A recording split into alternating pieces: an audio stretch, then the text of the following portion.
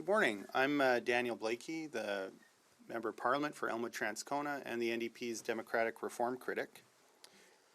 The Prime Minister enjoys a lot of power in the Canadian system of government, but perhaps one of the most important powers that the Prime Minister has is the ability to dissolve or prorogue Parliament at will. What that means is the Prime Minister can call an election at any time that he wants, and at any point, if he's not happy with what's going on in Parliament, he can tear up all that work, stop Parliament with a prorogation, and have parliamentarians have to start back from scratch.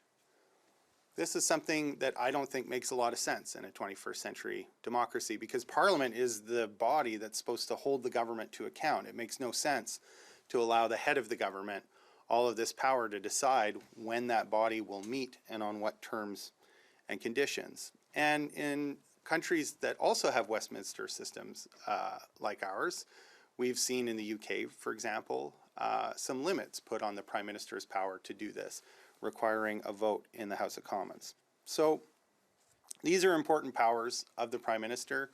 They're the kinds of powers some might refer to as gatekeeping powers. And that's why I presented a motion to give the House of Commons a bigger say on when the House of Commons meets, whether the House of Commons will dissolve for an election, whether the work of the House of Commons will be brought to a close by some kind of prorogation. And in the first hour of debate on Friday, there were a couple of surprises. I was glad to see the Bloc Québécois declare support for the motion. I was surprised to see the Liberals not have a position yet. And I was especially surprised at the Conservatives. The Conservative leader, Pierre Poilievre, spends a lot of time attacking the Prime Minister and attacking the gatekeeping powers of the Prime Minister. This is a clear opportunity for Pierre Poilievre to put limits on the power of the Prime Minister to do these things, to put limits on the power of the Prime Minister to shut down Parliament. And Pierre Poilievre seems to have blinked for reasons not readily apparent. And I think this is consistent with a theme when it comes to Pierre Poilievre and his talk about gatekeeping. Consider, for instance, that he likes to talk about gatekeeping in housing, but he really only talks about public gatekeeping in the housing market. When it comes to private sector gatekeepers, he's silent. Big corporate landlords that are buying up affordable units, rent-evicting the tenants, jacking up rents, or selling them as condos, those folks are gatekeeping access to housing just as much as any elected public official. But Pierre Poilievre has nothing to say about those people, and he has no real solutions to ensure that that gatekeeping doesn't get in the way of Canadians having an affordable home. Pierre Poilievre likes to talk about gatekeepers when it comes to inflation, but he refuses to talk about the role that private companies like Loblaws and others have played in jacking up the prices for Canadians to get access to one of the most important things, food. Why is it that Pierre Poilievre has nothing to say about people who are gatekeeping access to food by setting unreasonably high prices? When we think about access to prescription drugs and medication, Pierre Poilievre, again, likes to talk about gatekeepers, but he's got nothing to say about the big pharmaceutical companies that are responsible for Canadians paying the third highest rates in the world for prescription drugs. What does Pierre Poilievre have to say about that? Nothing at all, except maybe that we should join a class action lawsuit against promoters of OxyContin. And while he's not wrong to say that Canada should do that, that's something New Democrats have been calling for a long time. When it comes to the single most thing that would attack the gatekeeping power of pharmaceutical companies, a national pharmacare plan that would mobilize the power of bulk purchasing and ensure that every Canadian got access to prescription drugs, he votes against it. He doesn't just not say anything about it, he actively attacks it. And now he's got a clear opportunity to go after the gatekeeping powers of the Prime Minister, and where is he? Nowhere. Nowhere to be seen. He's chosen to blink instead of putting some meaningful constraints on this otherwise unfettered power of the Prime Minister. And I'll tell you, it's one thing to criticize gatekeepers. I think the appropriate response is to look at things like my motion to put some constraints, some democratic constraints on the power of the Prime Minister. It's important to engage ideas like pharmacare in order to put some real constraints on the gatekeeping powers of pharmaceutical companies. But I say to Canadians, beware the man who criticizes gatekeepers but has no solutions to limit their power and asks only that you give those powers to him. That's a person to watch out for, because he's not serious about attacking the problem of gatekeeping. He's just trying to become the principal gatekeeper himself. And I think that's the lesson that we're learning through this motion. The good news is that it's not too late. It's not too late for Pierre Poilievre to change his mind. It's not too late for Pierre Poilievre to work with New Democrats to put meaningful democratic controls on the unfettered power of the Prime Minister. I invite him and his caucus to join with me to pass Motion M79 and make it much harder for Prime Ministers in the future, including this Prime Minister, Justin Trudeau, in the future, to abuse the powers of prorogation and dissolution. So thank you very much for taking some time this morning to listen, and I'm happy to take any questions you might have. Campbell Clark from the Globe and Mail. Mr. Blaikie, can you give us an example of an abuse of the powers of prorogation and dissolution that this would, in theory at least, prevent? Sure, I'll give you two. So we saw in the summer of 2020, Prime Minister Justin Trudeau decided to prorogue Parliament. It was a controversial prorogation because it happened right around the time that parliamentary committees were bringing to light all sorts of details about the We Charity scandal. That prorogation was coincided with the resignation of the finance minister, something that I think parliamentarians would have had a lot of questions to ask at the time. And the effect of that prorogation was to end a lot of committee investigations into the We Charity scandal, meaning that when Parliament resumed, all of that had to start up from nothing again instead of being able to continue on in that work. I think the most important example of the abuse of prorogation goes back to 2008, when Prime Minister Stephen Harper knew very well that he was facing a confidence vote on the floor of the House of Commons within a matter of days. And rather than do the honourable thing and meet Parliament to have confidence in his government tested, he decided instead to go to the Governor General and have a prorogation in order to stop opposition parties from judging his government on a confidence motion. And of course, as we know, time passes quickly in politics. Weeks feel like months and months feel like years. So he had a cooling off period. The leadership of the Liberal Party changed in the meantime. And I think, you know, ultimately we had a very different outcome when there finally was an opportunity to test the confidence of the House than there would have been in that December. And I think that's the clearest example of a Prime Minister abusing their power in order to manipulate the political system. Is it really serious to see that as a problem for the Canadian public when a couple of months passed and the coalition that had claimed to be able to provide a stable government to Canada wasn't able to push forward a vote of confidence or non-confidence against the Prime Minister? In other words, a couple of months passed and apparently this coalition had dissolved, so clearly it was not the stable government that they promised to be. So in other words, if you can't hold it together for a couple of months of prorogation, what's the big problem for Canadians? Well, I mean, we can do a deep dive into the hypothetical here. I think for those who were concerned about outcomes of the Harper government, which persisted because of that prorogation, I think Canadians should be concerned. You know, anyone who thought that the privatization of the Canadian Wheat Board was a problem, arguably, that goes back to that prorogation. And the fact that in the context that obtained, that Prime Minister Harper created with that prorogation, the Liberal Party couldn't hold their leadership together or didn't want to hold their leadership together, isn't to say that had things played out differently and a coalition government were put in place, that Stéphane Dion's leadership would have been challenged in the same way. So it's hard to say. One of the unfortunate things about politics is that you can't recreate the conditions of the past to test different possible futures. But I will say this, which is that too often we end up talking about this question of confidence and prorogation in the middle of a crisis, right? It's the worst time to figure out the best way to resolve those problems.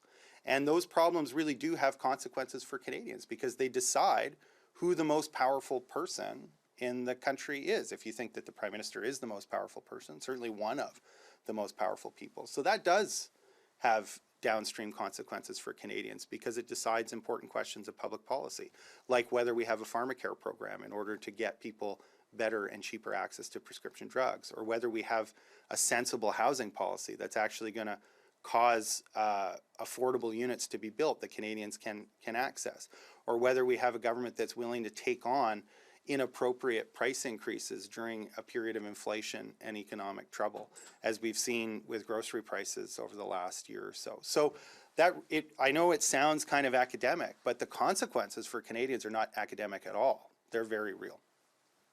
I want to ask about what you're calling for in the context of your deal with the Liberals. You're trying, in essence, to take away some power from the government. This is the government that you're essentially propping up, but at the same time, confidence votes give your party a degree of relevance, of power, of leverage in this deal. Can you walk me through that a little bit? Are you trying to take away some of that leverage from your own party? I'm happy to walk you through it. So, I mean, this motion is actually very like a motion that I tabled in the last Parliament.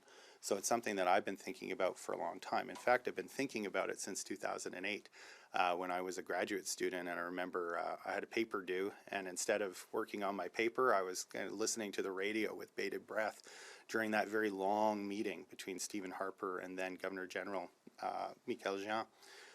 So it's something I've been thinking about for a very long time. It's something that I tabled a proposal for in the last Parliament.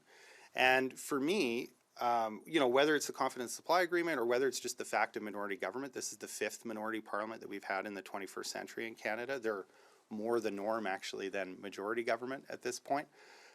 It's about just trying to clarify what the rules of engagement are. And I think that's helpful whether you're operating under a confidence and supply agreement or not. I think Canadians deserve to know and parliamentarians deserve to know when a vote is happening. Is it a confidence vote or not? Right now, you need to call in a bunch of constitutional experts and PhDs in order to figure out what's a confidence vote and what's not a confidence vote, or who's acting appropriately in the context of a parliamentary crisis or not. I think this should be a lot more clear and simple. I think it can be more clear and simple. I think it's a choice to continue to leave it to the kind of moment-to-moment public deliberations instead of writing it down. And it's not to say that that's going to solve all the problems or that we're not going to have any more political conflict in Canada, but it does mean that we're going to have a lot clearer guidelines for how to sort it out when it gets complicated, as it often does. We even saw, wasn't that long ago, a few months ago, there was some musing in the media about whether an opposition day motion would be a confidence vote or not. We should know whether these things are votes of confidence or not. It shouldn't be a question of speculation. It should be a question of consulting the rule and knowing whether it's a confidence vote or not. So my hope is to bring a little more clarity to that, and by doing that, make it more difficult for prime ministers to abuse what right now is a pretty broad and undefined set of powers that are very open to abuse, and we've seen examples of that, whether it's the summer of 2020 or the prorogation of 2008.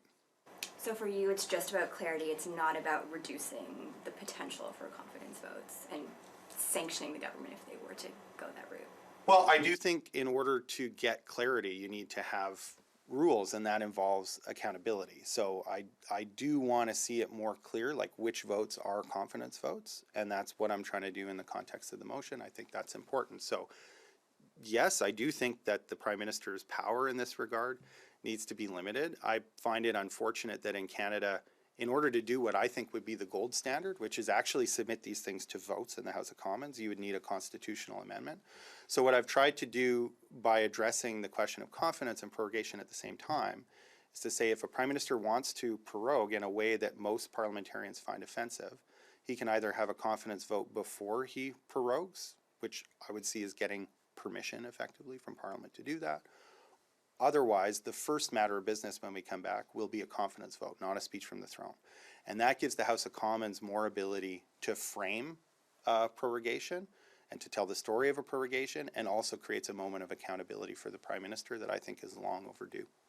I think you know that some people will say that the New Democrats have given the Prime Minister additional power to avoid confidence votes by entering into a confidence and supply arrangement, which some people argue gives the government a blank check for a period of time to govern as it will without facing regular confidence votes in the House of Commons. Do you see no sort of irony that you want to restrict or constrain and review the Prime Minister's power to dissolve Parliament when in fact people would say the NDP is constraining Parliament's power to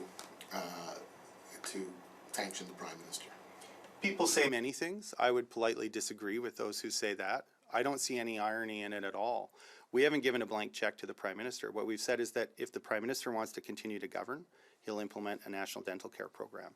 He'll provide a rental benefit to Canadians. Taking away the threat of confidence votes that could bring down the government on a regular basis. No more so than when the Prime Minister has a majority, and in fact less so, because we're requiring the Prime Minister to do things for people as a condition of staying in power. We're requiring him to institute a national dental program.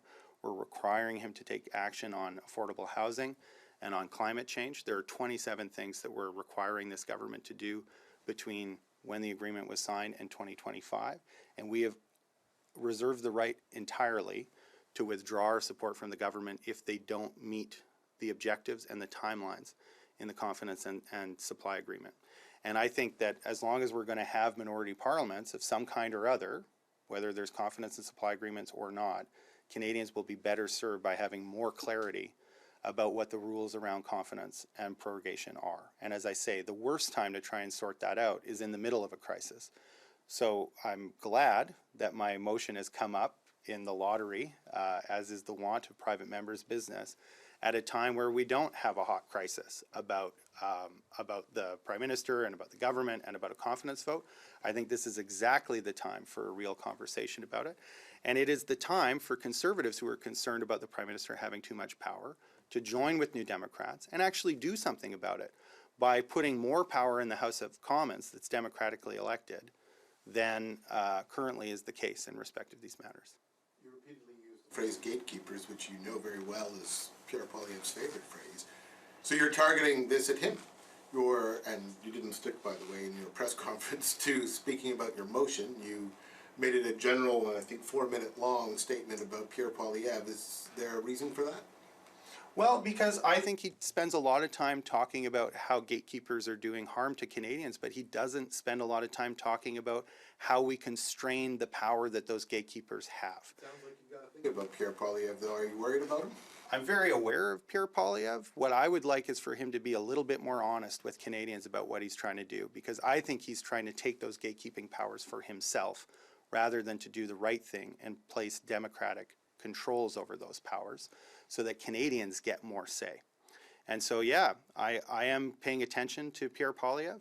I'm listening to what he says. I'm listening to what he tells Canadians, and I'm here to tell Canadians that I don't think they're getting the full bill of goods from this guy, and that he should be more interested in solutions than he is about the attacks.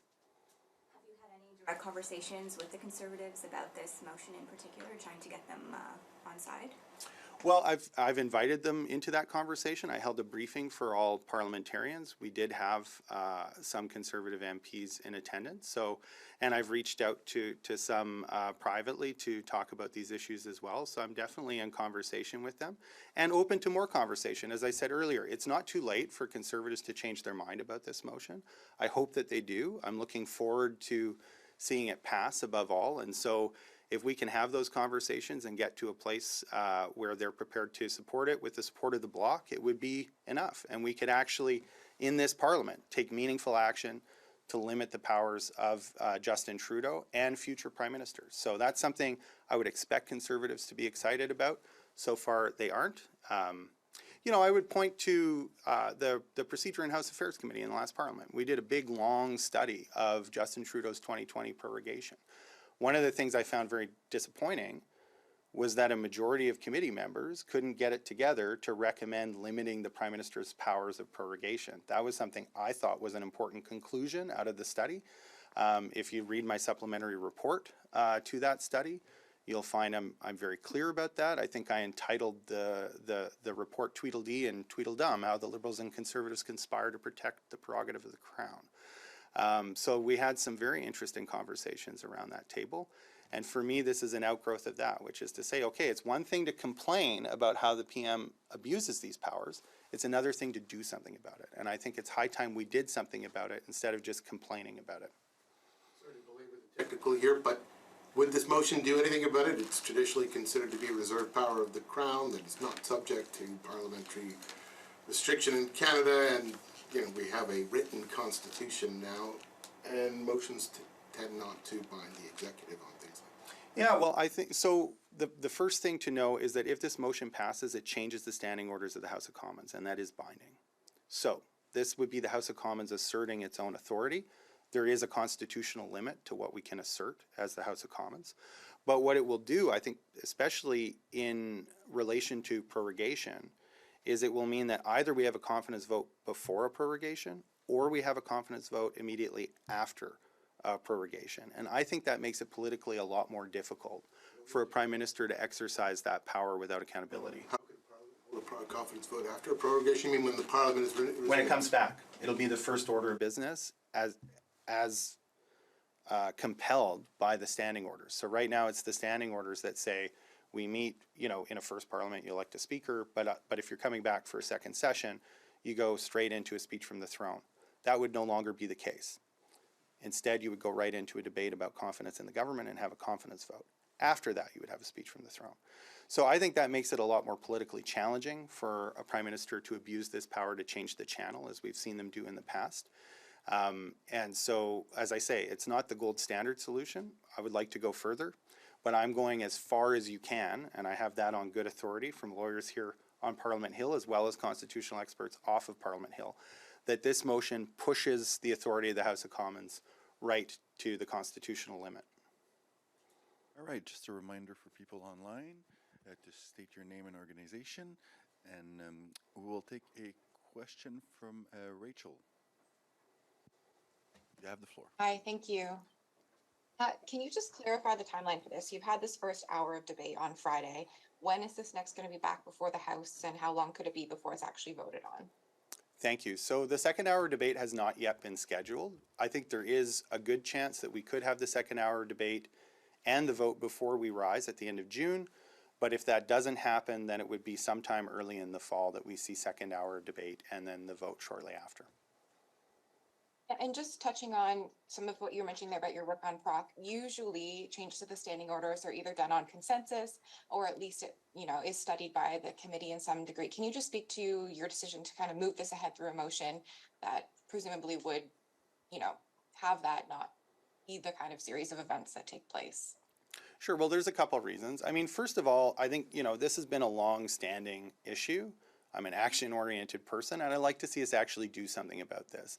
I know that a lot of good ideas go to proc to die, and so I'd like parliamentarians to take this seriously, and I think they'll take it more seriously in terms of contemplating the merits of the proposal by having it be something that could actually happen now instead of just a vote to send something off to committee. The second thing is that the Procedure and House Affairs Committee has been extraordinarily busy with a number of important issues in this Parliament.